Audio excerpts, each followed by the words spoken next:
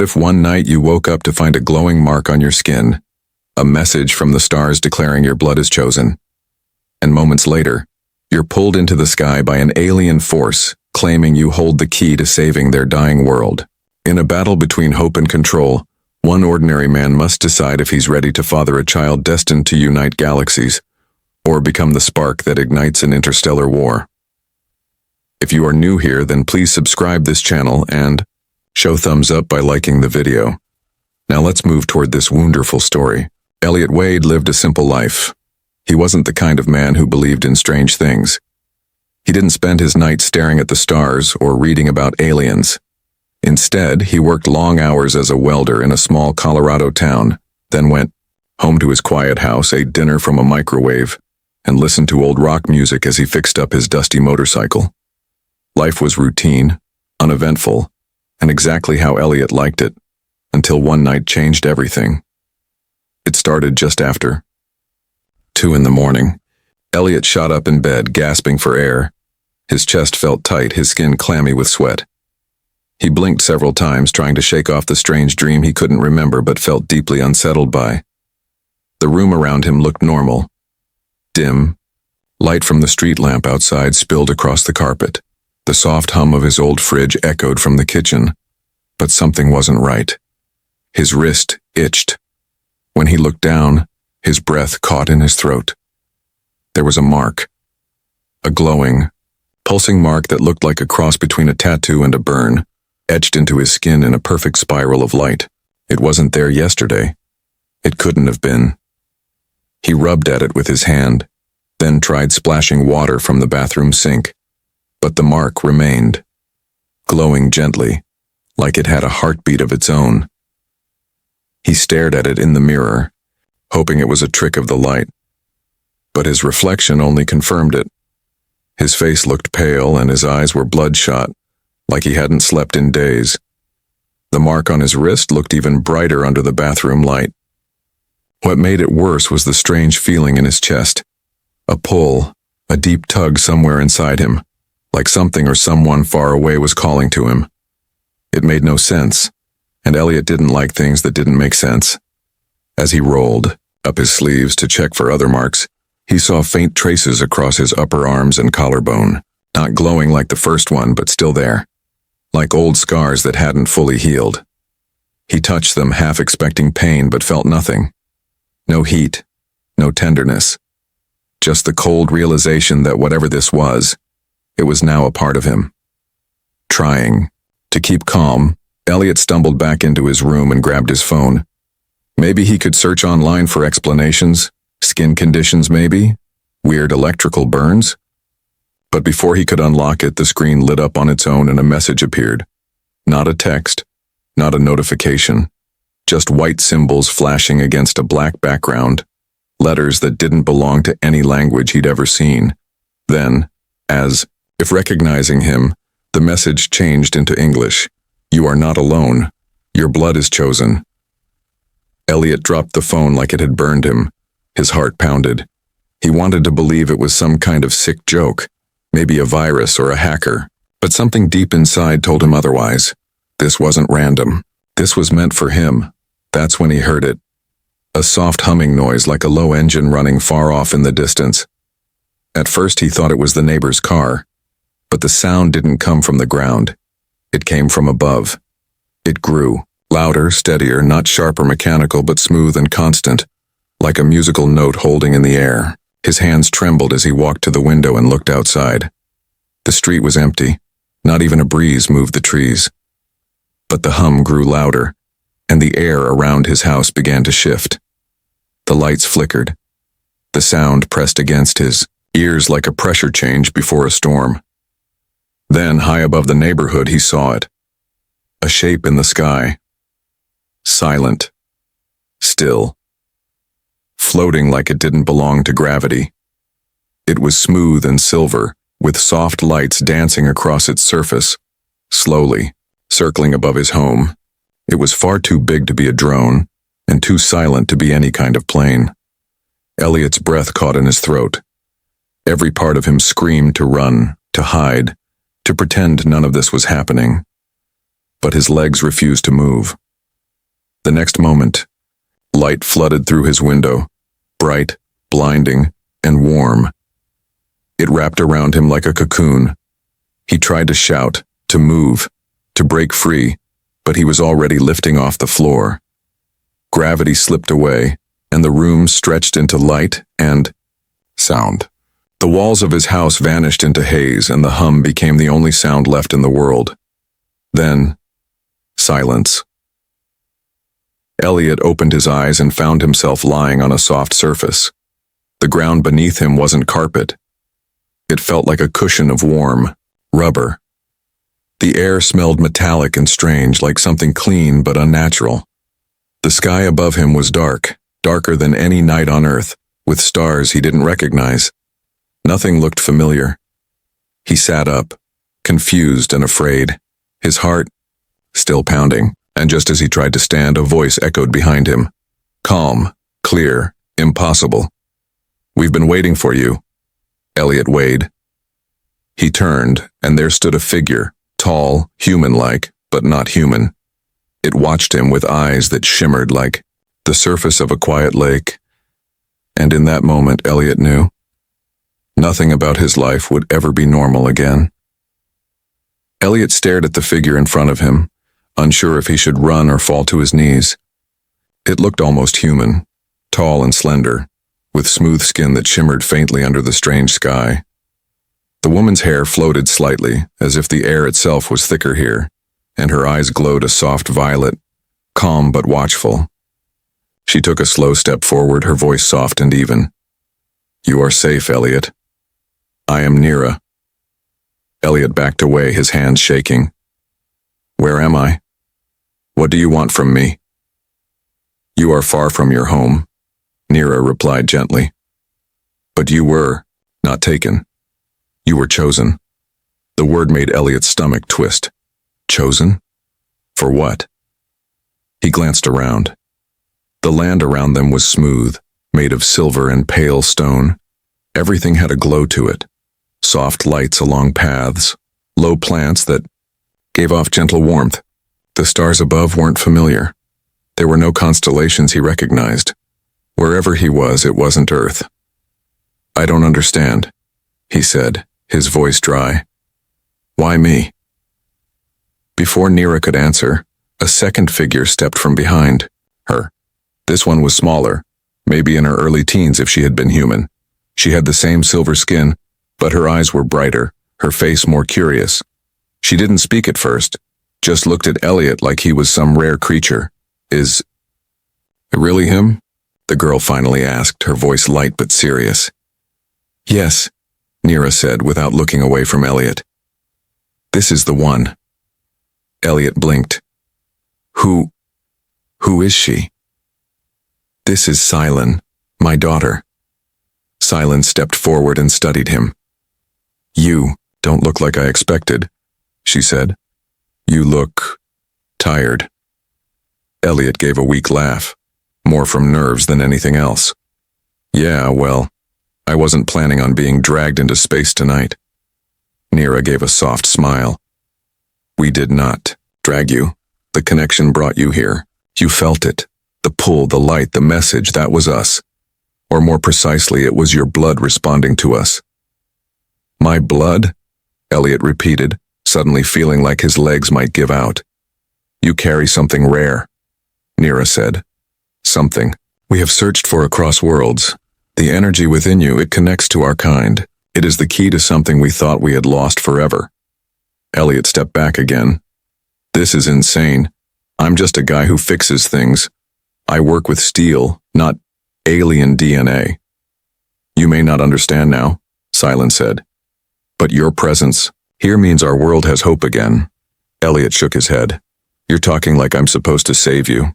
You may not have been born with that purpose," Nira said. "But the path has found you. Our people are fading. We can no longer create life on our own. Our time is running out. But there is an ancient belief, a prophecy. It tells of a bridge. Someone from another world whose blood could renew ours." "And you think that's me?" Elliot asked. "We know it is," Silen said. Elliot turned away, trying to clear his mind. Everything felt wrong. The stars, the silence, the feeling in his chest, like something had already changed inside him. He didn't ask for any of this. He hadn't signed up to be a savior. He just wanted to go home. As if hearing his thoughts, Nira spoke again. "You are not trapped, Elliot. If you wish to return, we will not stop you. But before you decide, please listen." Elliot glanced back at her. He didn't trust her yet, not fully, but her voice wasn't cold or cruel. It was steady, and behind her calm words, he sensed real fear. And something else. Hope. "There have been others," Nira admitted.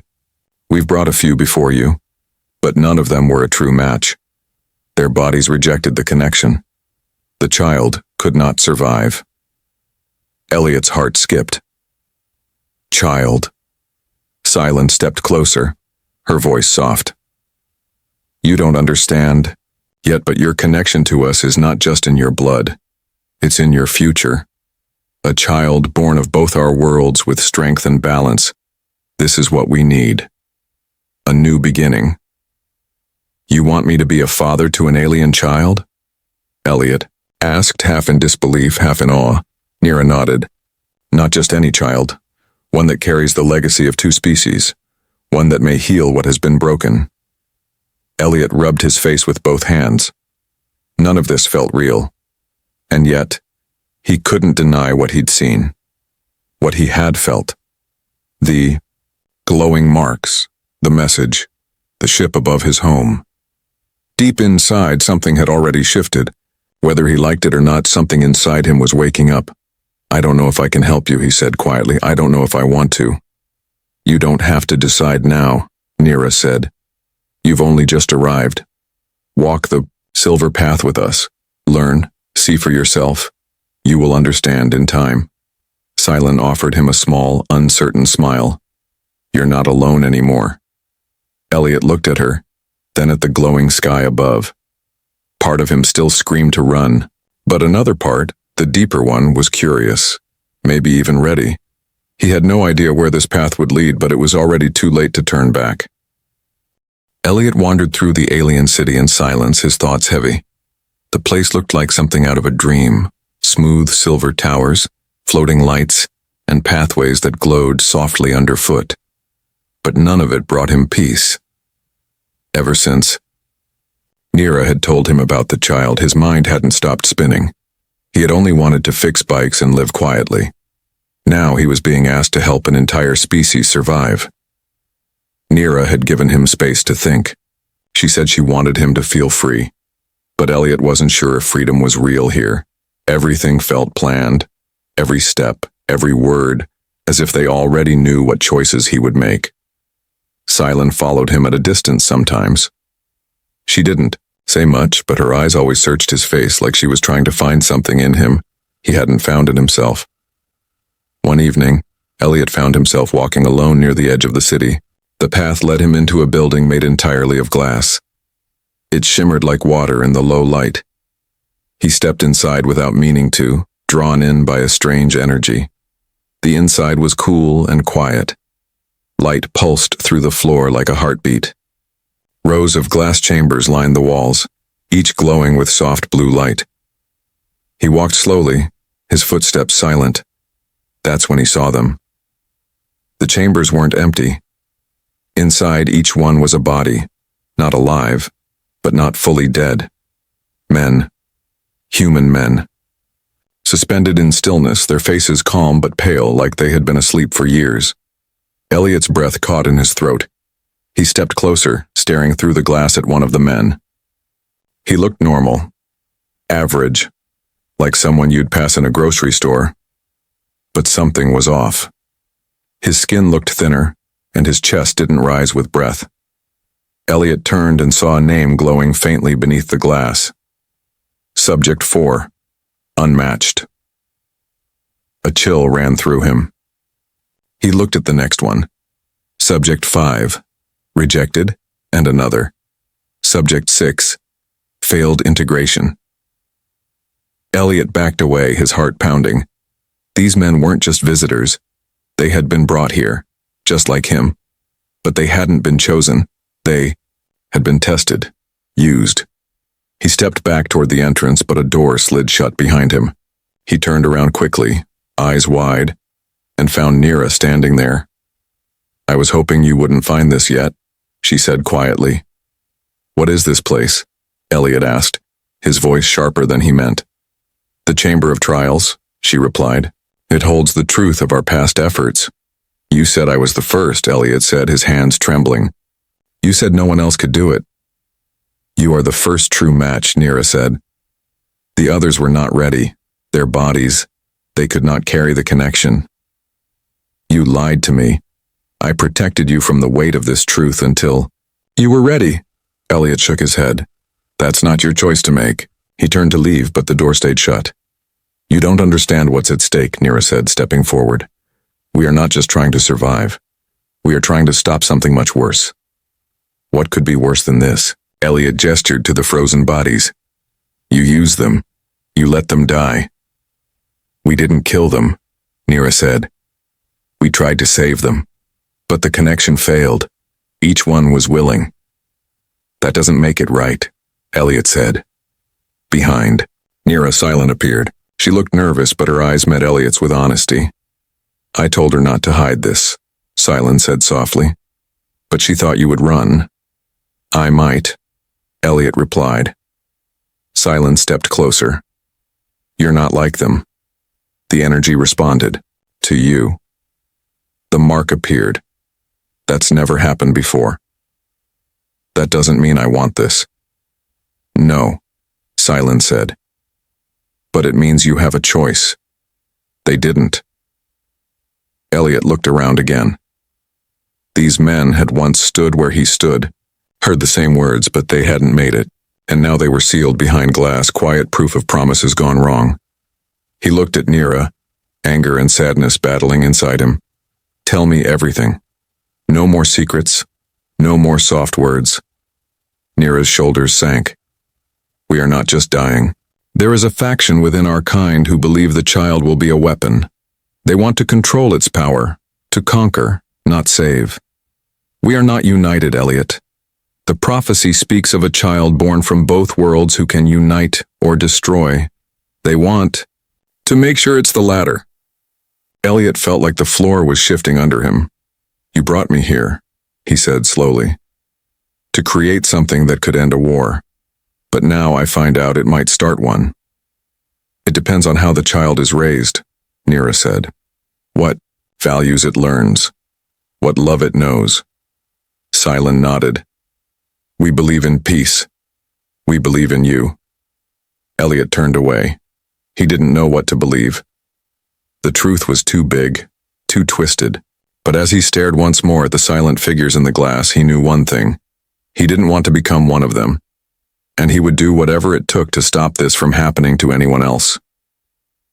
Elliot stood at the edge of a silver walkway, the glowing path behind him flickering like it knew he was about to leave. The air was cold and still, and above him the unfamiliar stars shimmered quietly. He had seen too much to pretend this was all a dream. The faces behind the glass chambers were burned into his memory. Each of them had once stood in his place, hopeful, scared, and unaware of what they had been pulled into. Now they slept in silence, their lives reduced to experiments. He had been chosen, yes, but not because he was special, because he had survived the first step. Footsteps echoed behind him, and he turned to see Silent rushing toward him. Her usually calm face was tense, her voice hushed and urgent. "They know you found the chamber," she said. "You have to go, now." Elliot didn't ask who she meant. He already knew. Nira wasn't the only one with plans for him. Somewhere in the shadows of this perfect, glowing city, others waited. Factions who wanted the child not for peace, but for control. The prophecy that sounded so hopeful before now felt like a warning. A child that could unite two worlds or tear them apart. "Where is Nira?" he asked. "She's trying to delay them," Silent said. "But she won't hold them off for long. Some believe we should force your decision. Others want to take it from you completely." Elliot's chest tightened. "I don't know if I can do this," he said. "What if I make the wrong choice?" Silent reached out and touched his arm gently. "The wrong choice is doing nothing." Her words settled in his mind like a stone dropped into water.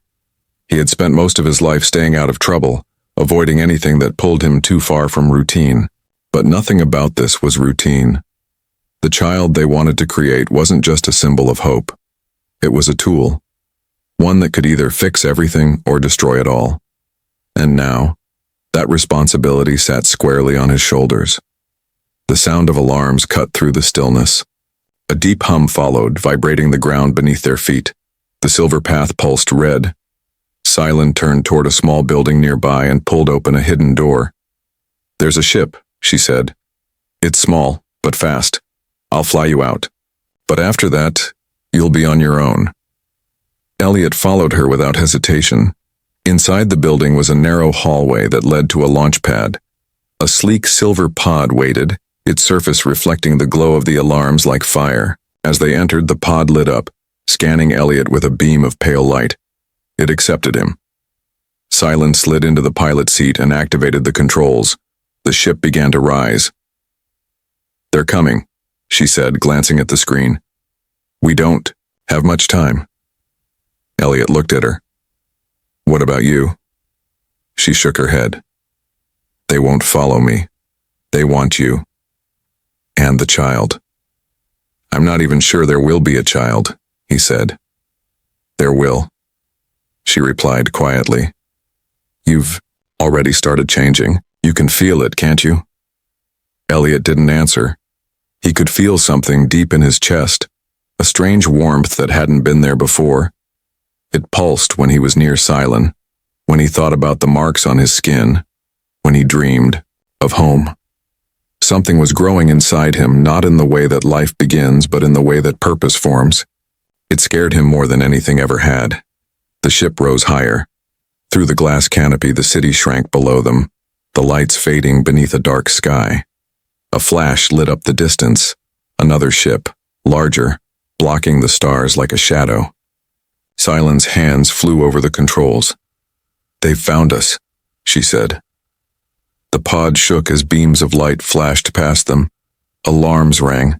Elliot reached for the seat harness, his heart racing. "Get us out of here." Silent pressed one final button and turned to him. "You have to leave without me." "No," Elliot said. "We leave together." She smiled sadly. "If they catch us both, it's over. But if you go, if you make it, the child will be safe, and that's what matters." Elliot wanted to argue, to fight, but deep down he knew she was right. He reached for her hand and squeezed it. "Thank you." She opened the pod's escape hatch and pushed him gently inside. "Find a place where you can be free," she whispered.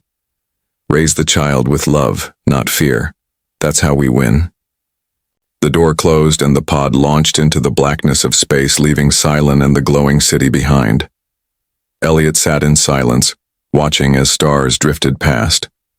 He didn't know where he was going. Earth felt far away now. But inside him something had changed. A soft voice echoed in his mind, not spoken but felt. "You are not alone." Elliot looked down at his wrist. The mark glowed faintly, steady and warm. He wasn't a soldier, or a scientist, or a prophet. But he was something now. Something new. He didn't know what the future held, but he would protect it. He would protect the child. And he would make sure the world they built together would be better than the one left behind.